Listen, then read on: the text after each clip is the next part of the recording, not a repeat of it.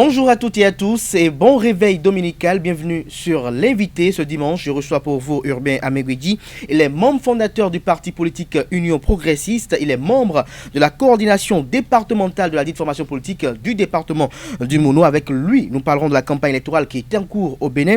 Nous apprécierons le processus électoral en cours au Bénin et nous parlerons également du projet de société du duo Patrice Talon, Mariam Chabitalata Zimé. Urbain Améguidi, bonjour.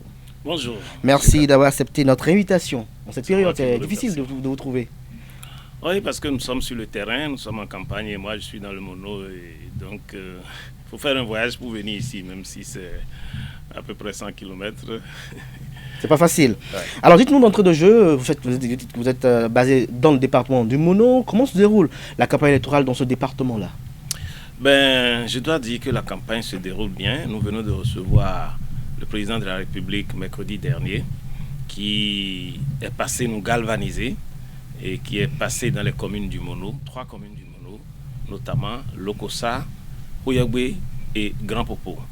Et les 3 autres communes, nous nous sommes associés aux 3 communes qui ont été retenues pour offrir au chef de l'État un accueil, un accueil triomphal.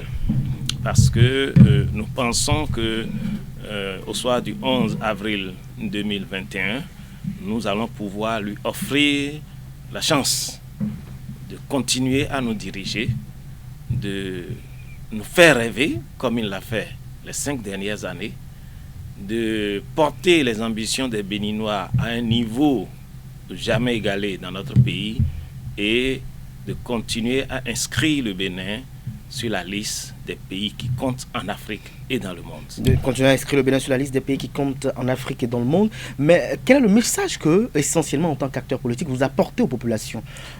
Nous disons aux populations qu'elles ont vu faire cette équipe les 5 dernières années. Et nous faisons le bilan. Et quand nous faisons le bilan avec les populations, elles-mêmes reconnaissent qu'il y a eu un chemin parcouru, qu'il y a eu des efforts énormes qui ont été fournis, qu'il y a eu des ambitions assumées, qu'il y a un espoir et une espérance qui les galvanisent. Certes, elles ont encore des doléances parce que le problème du développement n'est pas encore réglé dans notre pays. Certes, les populations ajoutent des doléances, mais elles apprécient positivement ce qui a été fait et nous demandent et nous encouragent de demander au président de continuer. Et elle demande que le président élargisse le champ des réalisations, des infrastructures et de tout ce qui est fait et qui nous rend aujourd'hui fiers que ces bénéfices que beaucoup de villes, tout le pays est en train de recevoir, que ces bénéfices descendent jusqu'aux simples populations à la base. Et nous les encourageons et nous leur disons que ça va venir et que c'est d'ailleurs le programme actuel, le programme des 5 prochaines années, qui va permettre de renforcer ce qui a déjà été fait et de l'étendre à plus de zones, à plus de bénéficiaires, de manière à ce que le bonheur soit partagé.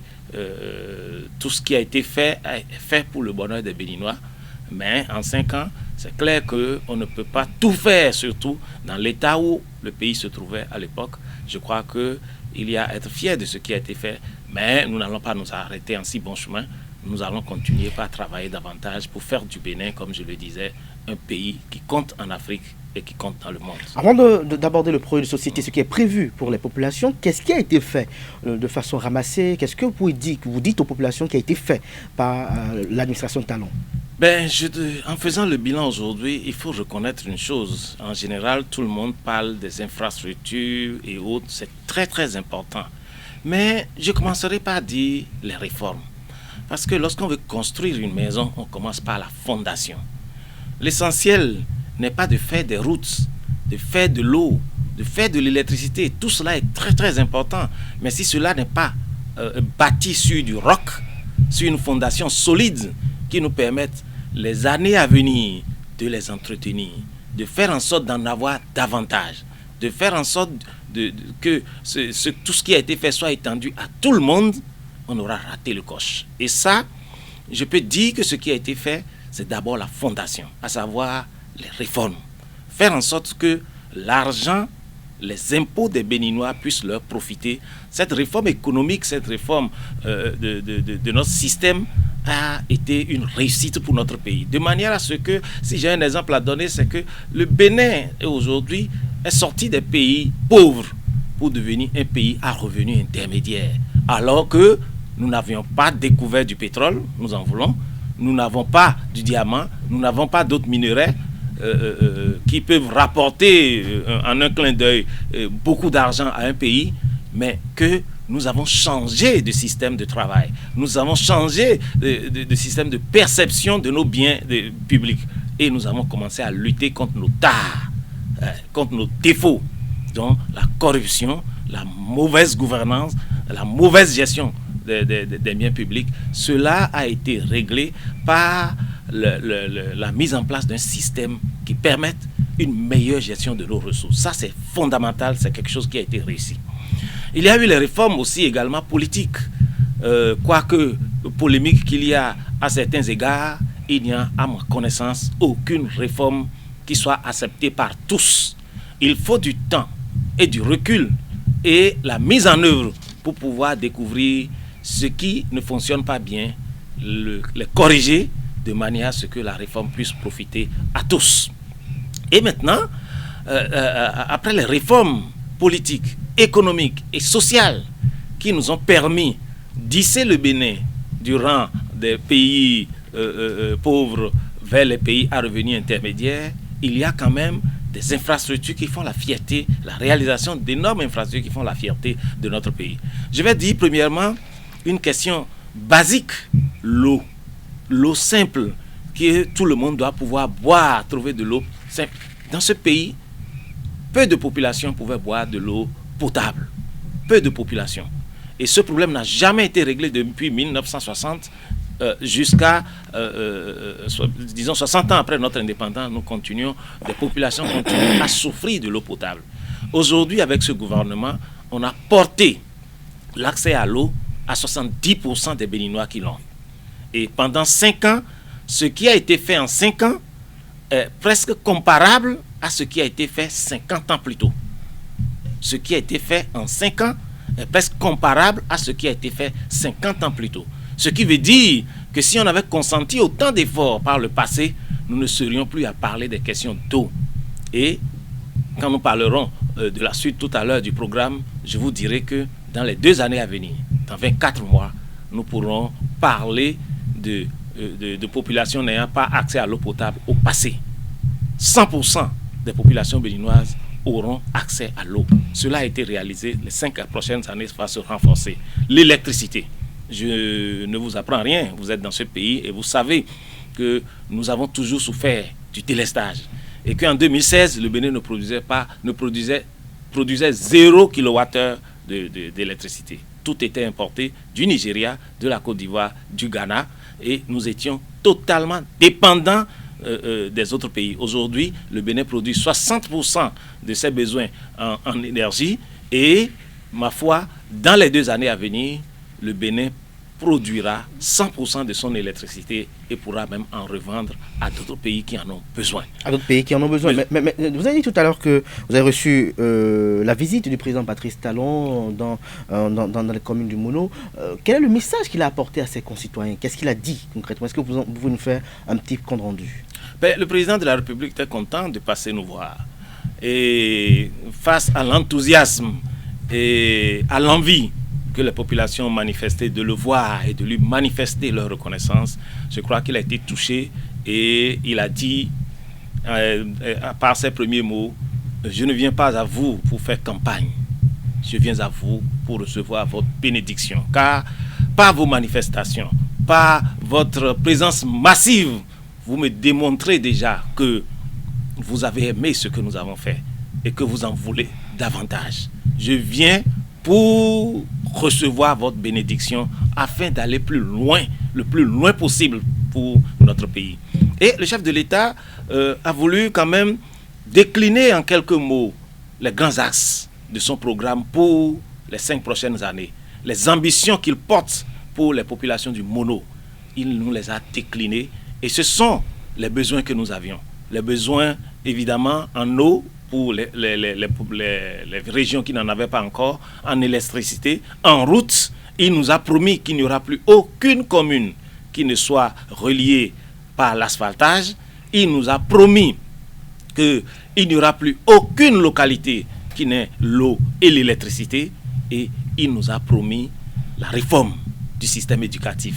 Et moi, qui vous parle par rapport à mes responsabilités, je peux vous dire que la question de l'emploi, la question sociale est préoccupante pour nos populations. Le chef de l'État nous a dit quelque chose de très très important. Il a dit qu'il ne va plus revenir sur les infrastructures, elles vont se poursuivre, c'est sûr. Mais les 5 prochaines années, il fera en sorte que chaque Béninois ait le bénéfice de ce qui a été fait dans sa maison et dans sa poche. Parce qu'au-delà de tout, si nous embellissons nos villes, si nous apportons l'énergie, si nous apportons de l'eau, certes c'est très important parce que sans ça on ne peut pas produire, on ne peut pas vivre, mais si chaque Béninois ne peut pas manger à sa faim, eh bien nous n'aurons rien réussi. Et il a été jusqu'à dire, en Mina, Ewamiadoua. On a fait l'asphaltage, mais les gens pourront dire Ewamiadoua. Mais Ekemiadoua, c'est ça qu'il faut faire maintenant. C'est ce que nous allons manger. Et donc, il a décliné un peu les différents programmes qui permettront à tous ces jeunes de pouvoir se faire un emploi, de pouvoir voler de leurs propres ailes, que ce soit dans l'agriculture, que ce soit dans l'industrie, que ce soit dans le commerce, que ce soit dans les affaires. L'État a mis en place un certain nombre de mécanismes qui vont permettre aux jeunes de faciliter leur accès, soit à la terre, soit au financement, soit à l'accompagnement technique de l'État qui leur permettra soit de trouver de l'emploi, soit de pouvoir voler de leurs propres ailes. Il a parlé de notre système éducatif qui ne nous permet pas aujourd'hui de former et de mettre sur le marché de l'emploi des compétences avérées qui vont alimenter nos industries, qui vont alimenter nos usines, qui vont alimenter nos entreprises. Et il a dit courageusement, nous allons réformer ce système de manière à ce que toute personne qui sort de notre système éducatif puisse être en mesure d'être utilisée ou de s'auto-utiliser pour pouvoir se faire son emploi. Ce sont globalement les messages d'espoir que le président nous a apportés et nous avons été très heureux parce que ces messages sont proches de nos problèmes, de nos besoins et de ceux des besoins des populations. Et je crois que les populations l'ont accueilli avec enthousiasme et espoir, sachant que quand il dit, il fait. Quand il dit, il le fait. Alors là, maintenant, nous allons parler du projet de société. C'est vrai que vous avez commencé en filigrane. Mais que propose concrètement Patrice Talon pour les 5 prochaines années? C'est ce que je viens de dire. Le président de la République propose, dans un premier temps, écoutez, vous avez bien apprécié ce qui a été fait. Vous avez aimé que nous puissions élever le pays au niveau où il est. Vous avez bien apprécié les réformes. Vous avez bien apprécié les infrastructures. Eh bien, tout cela va se poursuivre. Mais bien plus que cela, nous allons faire en sorte que chaque Béninois se sente bien dans sa peau. Se sentir bien dans sa peau, c'est être en mesure de pouvoir manger à sa faim, de pouvoir se vêtir, de pouvoir se loger. Je l'ai dit, tout dit, les 5 besoins fondamentaux que chaque Béninois, chaque famille béninoise puisse l'assurer, ce qui n'est pas le cas aujourd'hui, puisse avoir accès à cela par son travail, non pas parce que l'État va distribuer des choses aux gens, mais par son travail. Et là, le programme prévoit essentiellement, est très centré sur du social. C'est-à-dire, qu'allons-nous faire pour que chaque Béninois puisse exprimer le potentiel qui est en lui, puisse s'exprimer et travailler, puisse créer de la richesse, puisse apporter sa contribution là où il est par rapport à la construction de ce pays. Et ça passe par de vastes programmes dans l'agriculture, par exemple. Quand je prends l'agriculture, le programme prévoit l'aménagement de 500 000 hectares de terre. Vous savez bien qu'aujourd'hui, lorsque nous appelons les jeunes à aller vers la terre, parce qu'il y a beaucoup de potentiel dedans, les jeunes ont un gros problème. Ils n'ont pas accès à la terre. Si leurs parents n'avaient pas de terre, eh bien, ils se retrouvent à ne pas en avoir. Et pour en acheter, c'est très difficile. Et une fois qu'ils ont eu la terre, l'aménagement est encore un autre problème. Il faut pouvoir défricher, dessoucher et rendre cette terre arable capable de vous produire des fruits. Et pour cela, l'État a décidé de prendre le taureau par les cornes et d'aménager 500 000 terres. 500 000 hectares de terres qui vont être mis à profit, donnés aux jeunes pour que les jeunes qui veulent aller à la terre puissent produire. Mais le programme ne s'arrête pas là. Une fois qu'ils ont la terre, vont-ils produire avec la daba? Le programme prévoit la mécanisation de notre agriculture. Les petits outils, les motoculteurs et tous les instruments qui peuvent faciliter le travail aux agriculteurs, notamment à ces jeunes qui veulent aller à la terre. Le programme prévoit l'accès subventionné à des outils de travail. Le programme prévoit également un financement parce que une fois que vous avez eu la terre, que vous avez eu accès aux machines, il faut également des fonds pour pouvoir réussir ce que vous voulez faire. Et aujourd'hui, la difficulté d'accès aux fonds aux jeunes est manifeste. Tout le monde le voit parce que les banques demandent des garanties qu'un jeune ne peut pas avoir.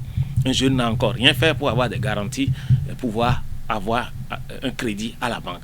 Le programme prévoit des fonds de garantie qui seront déposés dans les banques de manière à ce que les jeunes puissent avoir accès au crédit à taux réduit.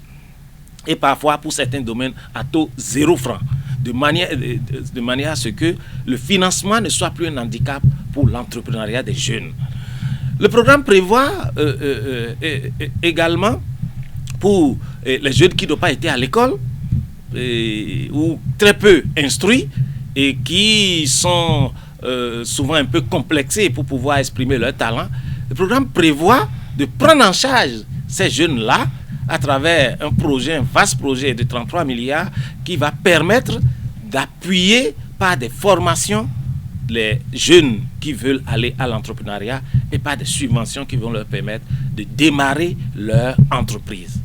Le programme prévoit également dans le domaine de l'éducation afin de résoudre un grand problème que nous avons et que j'ai évoqué tout à l'heure, l'inadéquation formation-emploi, la réforme totale du système éducatif que nous allons passer désormais. Au lieu de 70% de jeunes formés à l'enseignement général et 30% à l'enseignement technique et professionnel, nous allons renverser la tendance pour avoir 70% de jeunes formés en enseignement technique et professionnel et 30% dans l'enseignement général.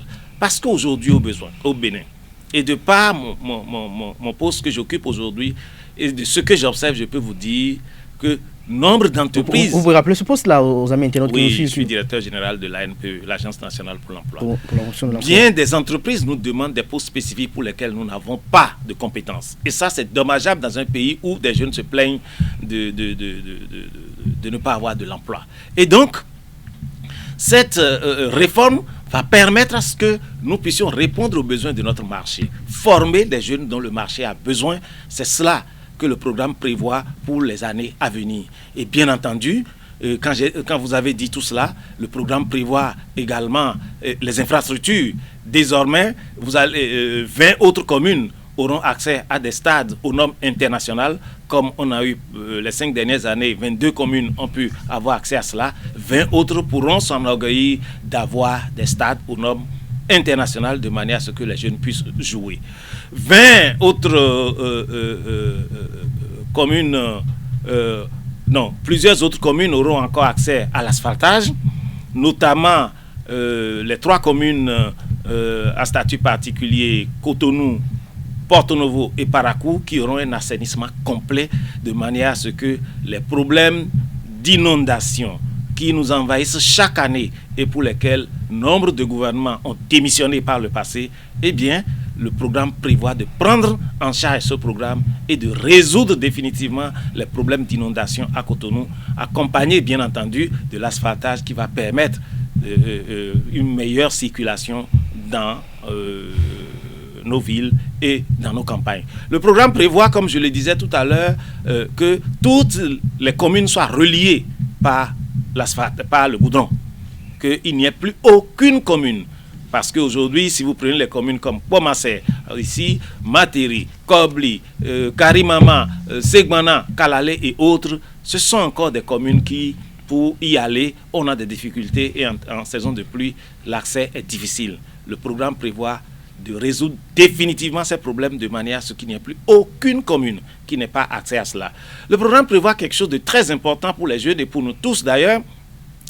L'État, et ça le chef de l'État l'a martelé, le chef de l'État a dit que nous avons assaini le cadre macroéconomique. Nous avons mis en place une meilleure gestion de nos ressources. Toutes les institutions internationales le remarquent aujourd'hui. Nous avons accès un peu plus au crédit aujourd'hui. Nous avons fait tout cela et c'est bien. Et tout le monde nous acclame pour tout cela qui a été fait.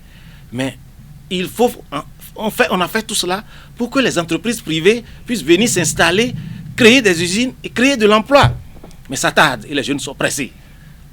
Le programme prévoit que l'État va investir encore dans le secteur privé, même si le système de gestion ne sera pas comme auparavant, comme on avait fait. L'État va accompagner le processus d'industrialisation de notre pays. Et donc, comme exemple, l'État va être le promoteur du 3e réseau GSM qui va être créé parce que, comme vous le savez, le GSM dont nous avons besoin aujourd'hui, l'Internet dont nous avons besoin partout pour notre enseignement, pour notre agriculture, pour notre économie, pour les transactions financières, ne serait-ce que le microcrédit à l'AFIA, où la dernière femme qui est dans son village et qui veut avoir accès au microcrédit a besoin de cet Internet pour pouvoir faire ces transactions, eh bien, vous savez que les réseaux privés, là où ce n'est pas rentable, ils ne vont pas là-bas. Là où il y a peu de monde pour rentabiliser les investissements qui sont lourds en matière de communication, ils n'y vont pas. Eh bien, l'État va les supplier, créer un 3e réseau. Et la vocation de ce réseau, c'est de couvrir tout le territoire, y compris là où ce n'est pas rentable, pour que toutes les populations bénéficient de ce bienfait qui est la fibre optique, qui est l'Internet. L'État va ainsi, donc, comme je l'ai comme dans le GSM, s'investir dans certains domaines tout en associant les privés de manière à ce que la création d'emplois puisse être réglée par le secteur privé, mais également, cette fois-ci, par le secteur public qui va accompagner, qui va donner le tonus pour que les autres puissent venir. Nous n'allons pas les attendre éternellement. Le chef de l'État a dit, eh bien, nous allons démarrer par le public. Alors, ce que le procès que fait la plupart des Béninois à l'administration de Talon, c'est le social. Sur le plan social, qu'est-ce qui est véritablement prévu pour les bonnes dames dans les contrées? Oui, mais je pense que j'en ai parlé beaucoup du social. Tout ce que j'ai dit en matière d'emploi, c'est du social. Oui. Mais si vous voulez... Tout à l'heure, vous étiez en train de parler du microcrédit à l'AFIA. Voilà. Il y a également le microcrédit à l'AFIA qui a été réformé et qui est maintenant qui est accessible à tous. Aujourd'hui, on n'a plus besoin de dire qu'on soutient Talon ou qu'on est de ci ou mettre les panneaux et autres avant de pouvoir avoir accès à cela. Il suffit de le vouloir et vous pouvez l'avoir, y compris à votre domicile, parce que c'est à travers le GSM que vous pouvez avoir le microcrédit à l'AFIA. Aujourd'hui, donc, ce système a été réformé de manière à ce que le microcrédit à l'AFIA est plus proche des populations jusque dans leur village aujourd'hui et ils peuvent avoir accès à cela à tout moment et en toutes circonstances. Vous parlez du social, vous voyez, je prends par exemple la santé.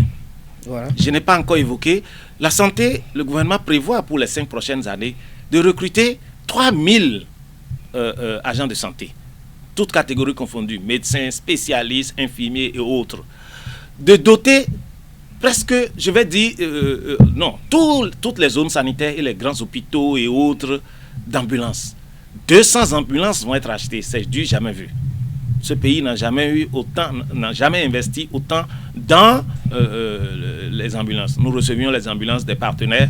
Les 5 dernières années, le gouvernement fait un effort pour doter beaucoup de centres de santé, mais cette fois-ci, presque la totalité sera prise en compte en matière de santé. De réhabiliter tous les centres de santé, tous les hôpitaux de zone qui connaissent des difficultés aujourd'hui, de manière à les mettre aux normes et d'équiper nos grands hôpitaux. Vous savez déjà qu'il est en construction déjà un hôpital de référence qui va permettre de prendre en charge les affections les plus difficiles pour lesquelles nous dépensons d'énormes fonds pour évacuer les autorités et les fonctionnaires et autres qui ont droit. Et ça coûte énormément à l'État. Le gouvernement a pris la responsabilité d'investir d'énormes fonds pour doter le pays d'un hôpital aux normes internationales et prenant en compte les affections les plus difficiles, les plus coûteuses, de manière à ce que notre pays soit une référence en la matière. Et donc, en matière de santé, beaucoup de choses sont prévues pour permettre aux populations d'avoir accès à la santé. Et quand je vous aurais dit, pour finir sur la santé, on me dira, mais est-ce que les gens pourront payer le prix? Eh bien, il y a le programme ARCHE. Le programme ARCHE qui a commencé déjà dans le quinquennat passé et qui est à sa phase d'extension. Et donc, dans le assurance pour le renforcement du capital humain. Assurance pour le renforcement du capital humain qui va être étendu. Et vous savez que l'ARCHE a 4 composantes. La première, c'est l'assurance santé. D'abord, il faut que les gens soient en santé. Et cette assurance santé, il est prévu des catégories. Il y a à peu près 3 millions à 4 millions de Béninois pour lesquels ce sera gratuit, parce que c'est les plus pauvres. Et ça, c'est du social. Les plus pauvres auront accès, pourront se soigner sans payer un seul franc, parce que le gouvernement prévoit pour les plus pauvres de les prendre en charge sur nos impôts collectifs. Ensuite, pour les autres, comme on le fait en fonction de leurs moyens, ils payeront un ticket modérateur, une partie des fonds, et l'État prendra en charge le reste, de manière à ce que l'accessibilité financière soit à la portée de tous en matière de prise en charge sanitaire. Et ça, c'est très très important. Et les 3 autres composantes, ce sont la formation pour les artisans. Un paysan qui ne se forme pas ne peut pas mieux produire. Il faut lui montrer les techniques, il faut lui montrer les semences, l'entretien qu'il faut, et donc ils peuvent avoir accès à la formation. Un menuisier, un soudeur et autres, ils peuvent avoir accès à la formation. Et s'ils ont accès à la formation et qu'ils veulent produire davantage, ils ont besoin de financement. Il y a le volet crédit qui est dans l'ARCHE. Et le plus important, la retraite. Aujourd'hui, au Bénin, à part les fonctionnaires, donc c'est sûr, et certains travailleurs du secteur privé, la retraite, très peu de personnes ont accès à la retraite au Bénin. Et ça, c'est dommageable pour notre pays. Je ne suis pas sûr qu'aujourd'hui au Bénin, 10% des travailleurs ont accès à la retraite. Ils sont abandonnés à leur sort.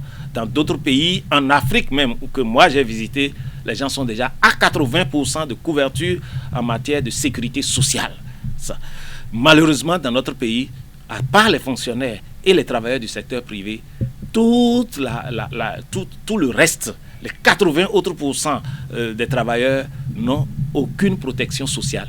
Et quand ils meurent, et quand ils ne peuvent plus travailler et ils vont à la retraite, enfin, ou comme quand leur force les abandonne, ils sont à la merci de leurs enfants. S'ils ont des enfants, ce sont les enfants qui vont travailler et leur donner, et s'ils veulent, ils vont leur donner, sinon des gens meurent des affections pour lesquelles on ne meurt plus aujourd'hui, parce qu'ils n'ont pas les moyens de se soigner. Et donc, par rapport à cela, il y a ce grand volet qui va permettre et aux paysans, et aux menuisiers, et aux soudeurs, et à la coiffeuse de pouvoir travailler jusqu'à un certain temps et de décider d'aller également à la retraite. Et une fois à la retraite, de se présenter à un guichet tous les mois pour recevoir sa pension et pouvoir en vivre jusqu'à la fin de ses jours. Cela est extrêmement important pour notre pays. C'est une révolution carrément. Et nous sommes largement en retard. C'est vrai, la plupart des pays africains subsahariens sont dans le même cas. Mais le Bénin ne veut plus s'aligner sur ce genre de schéma. Le Bénin veut sortir de ce schéma-là pour amener notre pays à un niveau appréciable. Pas non seulement par l'Afrique, mais par le monde entier. Alors, sur le plan sécuritaire, qu'est-ce qui est prévu par exemple?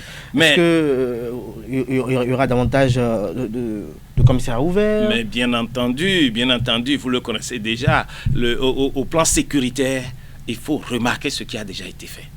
Et aujourd'hui, le Bénin est cité comme un exemple de pays sûr, de pays sécurisé. Le corridor béninois est fort appréciable aujourd'hui parce qu'il n'y a plus aucune tracasserie. Je me rappelle en 2016, quand le chef de l'État a lancé cette bataille, mais beaucoup de gens avaient prédit qu'il échouerait parce que ses prédécesseurs sur ce chantier ont toujours échoué. Ils ont échoué toutes les fois qu'on a levé les barrières de tracasserie sur les routes, on les a remis après parce que le chantage de ceux qui bénéficient de cette prébande faisait qu'on n'arrivait pas à le faire. Mais vous connaissez bien le président aujourd'hui, je n'ai plus à vous le décrire, il a tenu bon et a fait aujourd'hui que sur le plan sécuritaire, aujourd'hui le Bénin est cité en exemple. Dans l'UEMOA, ils ont fait les évaluations, le Bénin est premier. le corridor béninois est le plus sûr, le plus débarrassé de toute tracasserie policière ou douanière. De ce point de vue, ça va se poursuivre. L'option a déjà été faite de doter chaque arrondissement de commissariat. Eh bien, là où il n'y en avait pas, il y en aura davantage afin que les agents de sécurité se rapprochent des populations, que les populations soient plus en sécurité pour travailler, pour circuler, pour faire leurs affaires. Parce que les commissariats seront rapprochés. Là où c'est déjà créé, chaque arrondissement devrait avoir son commissariat, mais il faut encore que les bâtiments, les locaux puissent exister et que l'équipement de ces locaux puisse être assuré de manière à ce que les policiers qui travaillent là-bas puissent travailler convenablement, faire leur job et assurer la sécurité des populations. Les véhicules et les moyens dont ils ont besoin seront également fournis à tous ces commissariats-là et les hommes de nouveaux recrutements seront faits pour assurer. Ça, c'est également du social, les recrutements. Exactement, c'est du social également. Donc, pour que dans chaque commissariat, il y ait l'effectif qu'il faut pour permettre à nos populations d'être en sécurité. Je crois que sur ce plan, beaucoup ont déjà été faits les 5 dernières années, mais il faudra attendre l'apothéose pour les 5 prochaines années. Il faudra attendre l'apothéose pour les 5 prochaines années. Mais dans le domaine des sports, qu'est-ce qui est prévu pour que, c'est vrai, sous ce régime, les écureuils ont quand même réalisé un exploit historique, mais pour les 5 prochaines années, est-ce qu'il y a des réformes qui sont prévues dans le domaine du sport pour permettre quand même à nos écureuils d'être beaucoup plus performants et d'être beaucoup plus des acteurs qui pourront défier de grandes équipes nationales et internationales? Je peux vous assurer que j'ai l'espoir avec ce qui est mis en place et qui va se poursuivre, que les prochaines années, le Bénin va rivaliser avec les grands pays en matière de sport. Aujourd'hui, il y a une pépinière. Déjà, félicitons-nous que nous avons enfin un championnat. Qu'ils vous souviennent que pendant plus d'une décennie, nous sommes restés dans le conflit permanent, l'éternel recommencement. Impossible d'avoir un championnat, impossible d'avoir une fédération. C'était des guerres incessantes. Des guerres d'intérêt. Des guerres d'intérêt et de clans. Non, on était embourbés dans ces conflits éternels qui nous empêchaient d'aller de l'avant, d'avoir même un championnat. Aujourd'hui, nous avons un championnat parce que le président a réglé la crise définitivement, a mis en place les structures, a fait en sorte que les structures soient mises en place et qu'elles fonctionnent de manière convenable. Mais au-delà de cela, pour qu'il y ait football, pour qu'il y ait sport, pour que les jeunes s'entraînent et puissent devenir des champions, eh bien, il faut des stades. Et vous avez vu, il y a 22 stades qui ont été construits. Tout à l'heure, vous avez annoncé 20. Le quinquennat prochain, il y en aura 20 autres qui vont être construits pour que, à terme, chaque commune puisse avoir son stade omnisport sur lequel les jeunes peuvent jouer, s'entraîner et faire divers sports de manière à ce que nos jeunes puissent également rivaliser avec les autres. Mais bien plus que cela, et c'est cela qui est important, c'est l'investissement qui est fait sur les jeunes, l'investissement qui est fait sur l'homme, à savoir que les classes sportives, l'organisation qui est mise en place aujourd'hui pour permettre que déjà dès l'enfance, on puisse prendre en charge les enfants, les organiser à travers les classes sportives, qu'il y ait des entraîneurs partout pour pouvoir les amener à exprimer leur talent. Parce qu'en réalité, les talents sont dans les jeunes. Il reste maintenant l'accompagnement qui manque souvent et qui n'existe pas. Il manque les infrastructures qui font que ces talents sont gaspillés. Aujourd'hui, avec les infrastructures, avec l'organisation qui est mise en place, avec les classes sportives et tout ce qui est mis en place, les jeunes pourront s'épanouir. Et je peux vous assurer que, sans fausse modestie, nous pourrons nous prévaloir bientôt d'avoir, nous également, notre Sadio Mané, notre Mohamed Salah, notre Messi, notre Ronaldo. Je pense que nous pourrions l'avoir compte tenu de ce qui est mis en place aujourd'hui. Cela nous conduit inexorablement vers l'éclatement, l'éclosion des talents. Et ça, je vous assure, quand on s'organise, quand on est méthodique, on a toujours les résultats. Quand on s'organise, on est méthodique, on a toujours les résultats. Nous sommes tournons progressivement vers la fin de cette émission. D'entrée de jeu, j'avais demandé à ce que vous appréciez le processus électoral qui est en cours au Bénin. Est-ce que vous en êtes fiers? Est-ce que vous ne voyez pas qu'il y a exclusion, comme le crient certains acteurs politiques, une frange de l'opposition? Non, je ne pense pas qu'il y a exclusion. Ou s'il y en a, si les gens même s'excluent, nous ne pouvons pas les forcer. je peux vous dire que dans tous les pays du monde, on fait les choses sur la base des lois. On fait la chose sur la base des règles qu'on s'est volontairement données.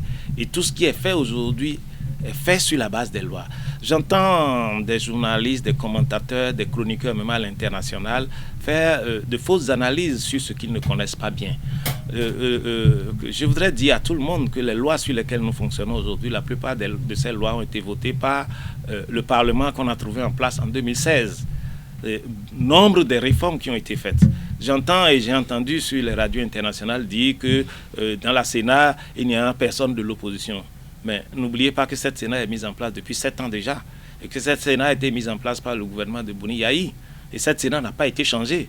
Et à part l'un des décès qu'on a connu et qui a été remplacé, tous les autres membres, les 4 autres membres, ont été nommés au temps du président Yahi. Comment peut-on alors aujourd'hui dire que c'est une Sénat mise en place par le pouvoir? J'ai lu un éminent journaliste béninois qui est à l'international dire que la Sénat appartient au chef de l'État. Mais je ne sais pas comment.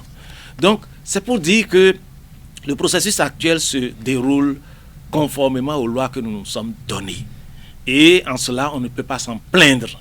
Une fois qu'on s'est donné les lois, on les applique. Je comprends que toute réforme a ses difficultés, a ses nostalgies, parce que ceux qui profitaient de l'ancien système, ou ceux qui maîtrisaient l'ancien système et qui en avaient mis les verrous pour pouvoir en profiter éternellement, peuvent avoir quelques craintes que le nouveau système ne leur profita pas. Mais ce que nous devons chercher, c'est si le système est bénéfique pour le pays. Et donc ces réformes qui ont été faites peuvent être douloureuses pour certains, mais essayons-les. Essayons de nous inscrire dans ces réformes-là. Et j'ai constaté d'ailleurs que la plupart des gens se sont inscrits dedans. Les gens vont inscrire leur parti. Chaque année maintenant, il y a un certain nombre de partis. Nous en avons déjà plus d'une dizaine. Je crois que à peu près 14 partis déjà sont reconnus. Et peut-être il y en aura d'autres. Puis après, on va mettre en œuvre, on est en train de mettre en œuvre les autres réformes également au niveau électoral, le seuil et autres. Nous allons tous mettre ça en œuvre pour un certain temps et avec le recul, nous allons apprécier. Il n'y a pas d'exclusion à mon avis. Aujourd'hui, nous avons 3 duos qui sont en compétition. Où est le problème? Est-ce qu'il y a encore un problème à ce niveau? Est-ce que l'opposition est présente à ces élections? Bien entendu, vous les entendez, vous les voyez, je n'ai pas besoin de vous le dire. Et vous entendez même les critiques qu'ils font, elles sont acerbes. Mais nous sommes en période électorale, on ne peut pas le leur reprocher. Ils disent des choses énormes. Ils disent pratiquement qu'ils vont revenir sur tout ce qui a été fait pour nous ramener à l'ancien système, pour nous ramener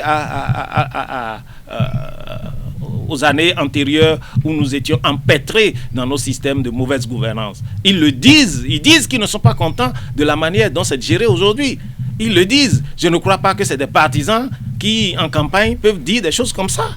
Alors, cessons de jeter l'anathème aux autres et ouvrons les yeux. Moi, j'ai vu les gens en campagne, ils sont chez moi.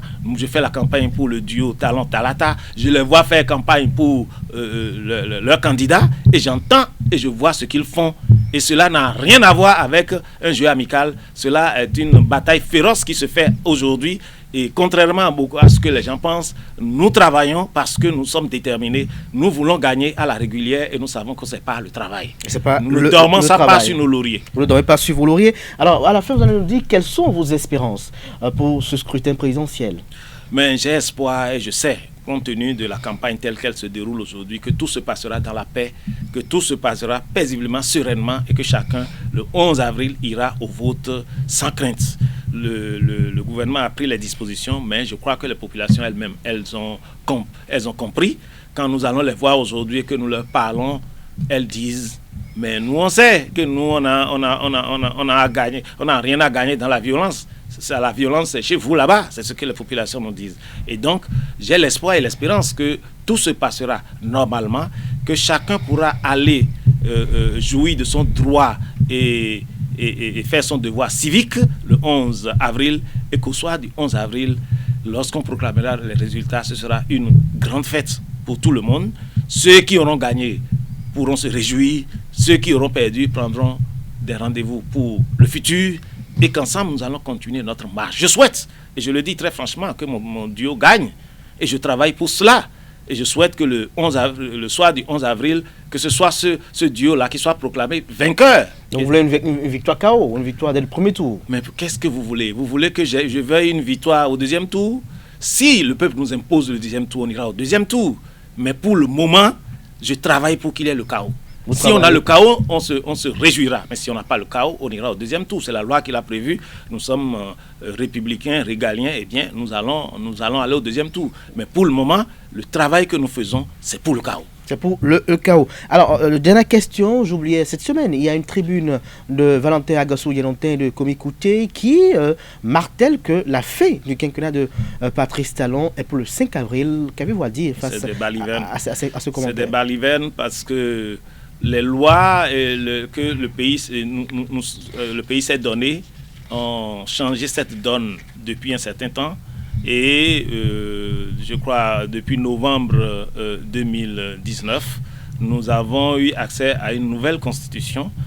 Pas une nouvelle constitution, nous avons révisé notre constitution et de nouvelles dispositions ont prévu l'alignement des mandats de manière à ce que nous dépensions moins et que nous puissions avoir des élections regroupées pour travailler. Enfin, quelqu'un qui nous entend. Vous savez, dans une autre vie, j'ai été membre de acteur de la société civile. Que n'avons-nous pas dit dans nos rapports? Que le fait de faire des élections chaque année épuise les populations, épuise les gouvernants, empêche les travailleurs de travailler. Voyez-vous, moi je suis actuellement en congé. J'ai pris mon congé pour aller faire campagne. Je ne suis pas au bureau. C'est mon droit de prendre les congés, mais je ne dois pas mélanger.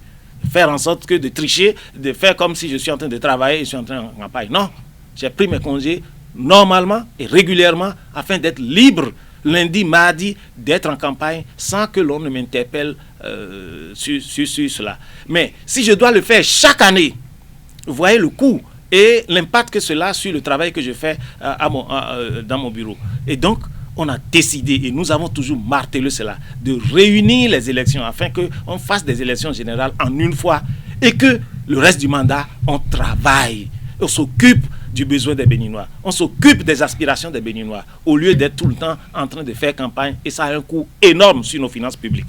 C'est enfin arrivé. Et donc cette tribune, c'est des balivernes. Ce sont des gens qui refusent d'ouvrir les yeux et de voir. Ils sont de mauvaise foi. Quand ils sont leurs partisans sont allés déposer les dossiers à la Sénat avec duo là. C'était sur la base de quelle constitution? Celle de 1990 prévoit duo.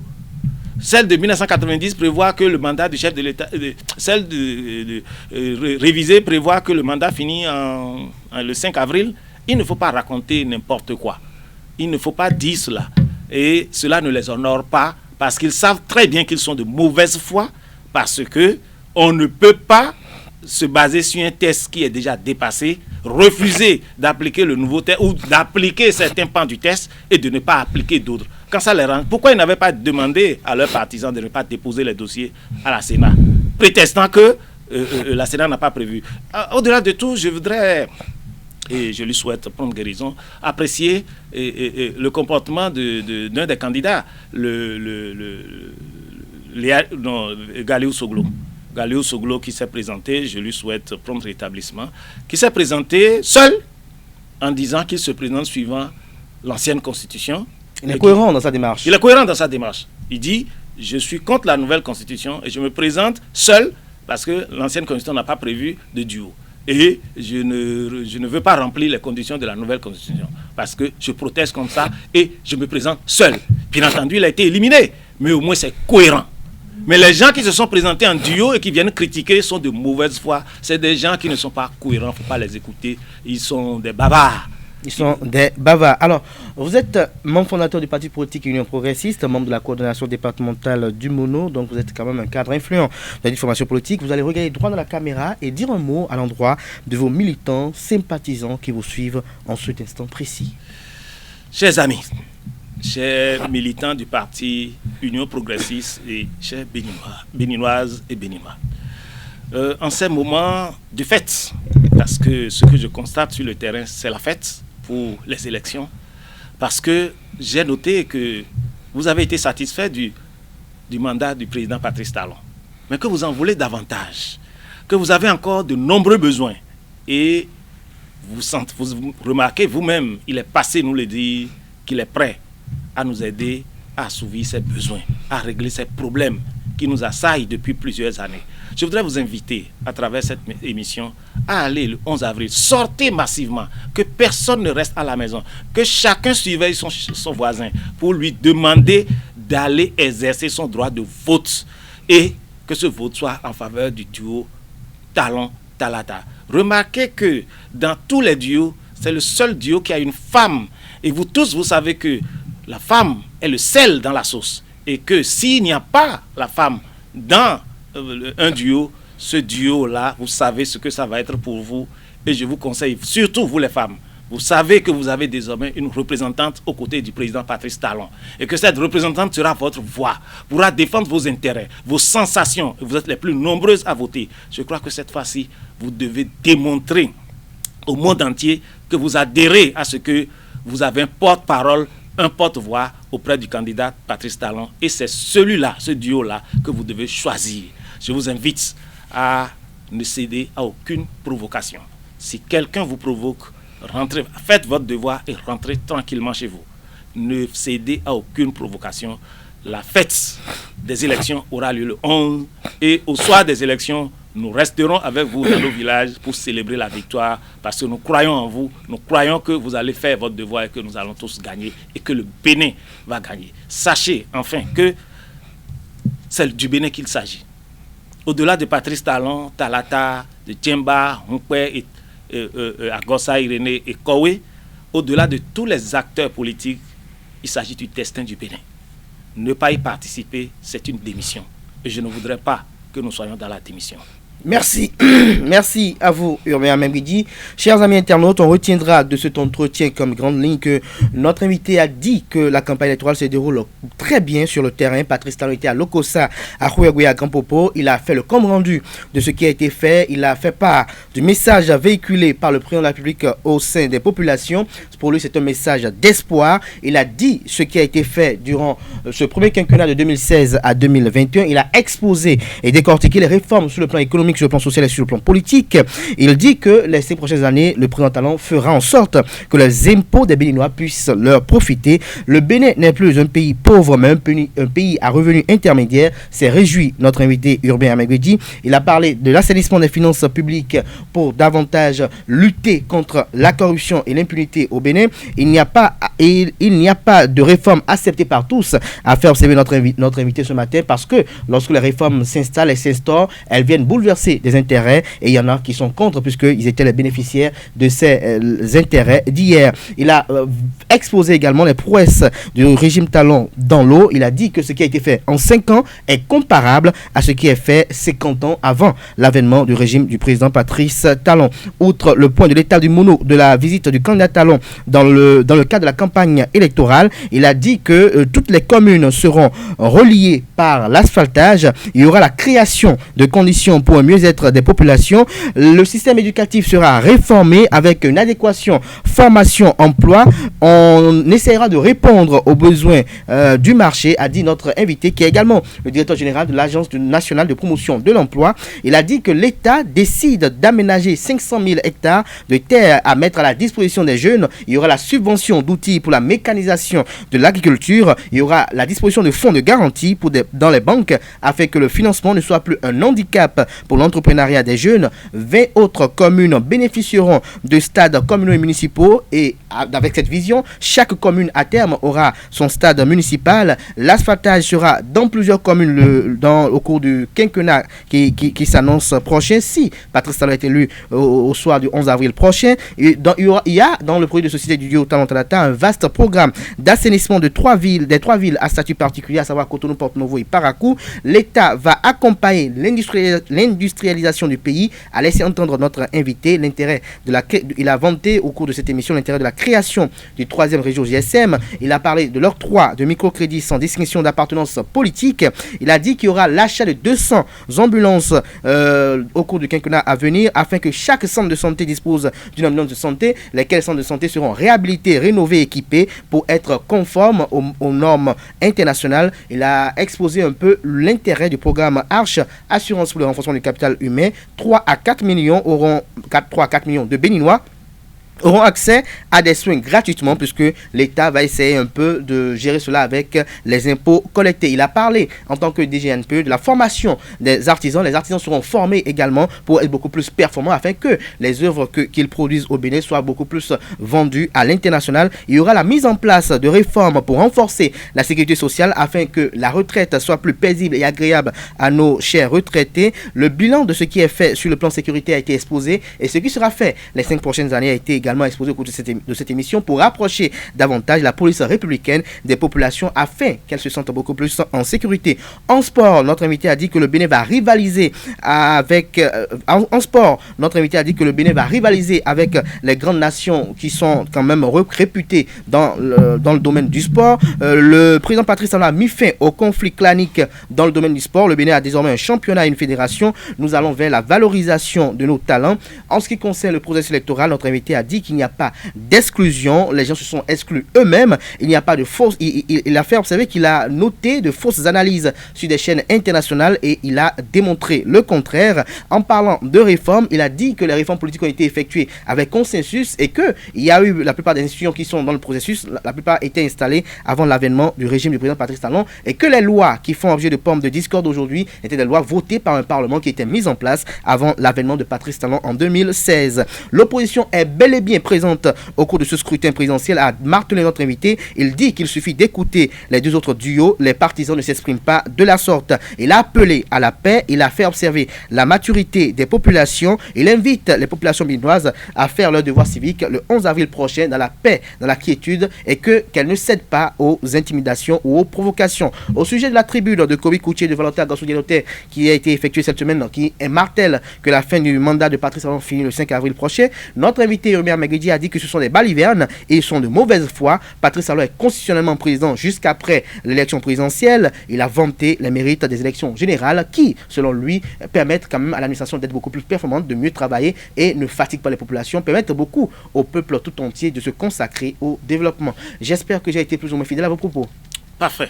Merci à vous, Urbain Améguédi. Je rappelle que vous êtes membre fondateur du Parti politique Union progressiste, membre de la coordination départementale du département du Mono de la dite formation politique. Vous êtes également le directeur général de l'Agence nationale de promotion de l'emploi ANPE. Merci d'avoir accepté notre invitation. Merci. Malgré votre agenda très chargé, chers amis internautes. C'était l'invité de ce dimanche sur ESAE TV. Merci pour l'attention. On se retrouve demain matin pour Free Matin. Portez-vous bien. Excellente suite de programmes sur ESAE TV.